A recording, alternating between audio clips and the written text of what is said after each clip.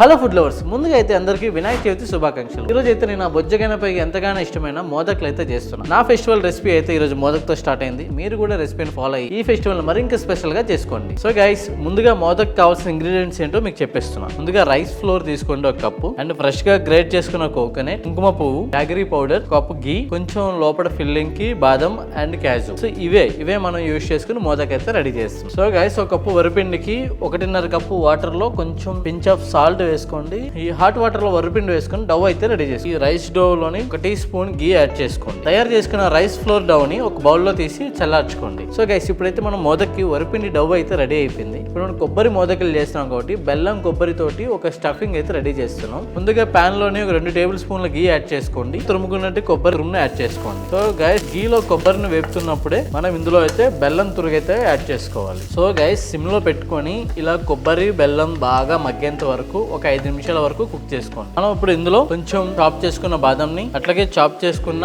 క్యాజుని కూడా యాడ్ చేసుకోండి. సో ఈ టైంలో ఒక 5 ఇలాచీని దంచుకొని వేసుకోండి.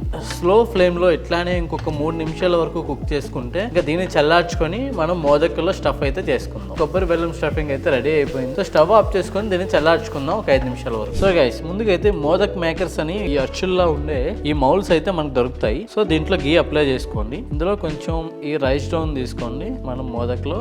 సో గైస్, ఇట్లా ఫిల్ చేసుకున్న తర్వాత మిడిల్ లో మనం కొబ్బరి ఫిల్లింగ్ అయితే పెడుతున్నాం. చూసారు కదా, ఇట్లా కొబ్బరిని ఒక సైడ్ పెట్టుకోండి. సో దీన్ని ఇక్కడ మనం టైట్ గా బ్రష్ చేసుకుంటే ఎక్స్ట్రాస్ ఏవైతే వస్తున్నాయో అవి తీసేయండి సైడ్ కి. కింద కొంచెం ఇంకా రైస్ ఫ్లోర్ యాడ్ చేసుకోండి. సో గైస్, మోదక్స్ అయితే మనం షేప్ చేసుకుని రెడీ చేసుకున్నాం. ఈ మోదకుల పైన లైట్ గా గీ యాడ్ చేసుకోండి. సాఫ్రాన్ ఫెడల్స్ ని పైన గార్నిషింగ్ లా పెట్టుకోండి. ఇప్పుడు మనం స్టీమ్ పెట్టుకోవాలండి. హాట్ వాటర్ లో మమో స్టీమర్ పెట్టి మోదకులు ప్లేస్ చేసుకొని పెట్టేసుకుందాం అండి. సో గైస్, చూసారు కదా, వినాయకుడికి ఎంతగానో ఇష్టమైన మోదకులు అయితే రెడీ చేసుకున్నాం. ఇంకా ఆలస్యం లేకుండా పూజ అయితే స్టార్ట్ చేసుకుంటా ఆయనకు ప్రసాదం అయితే పెట్టేస్తున్నాను.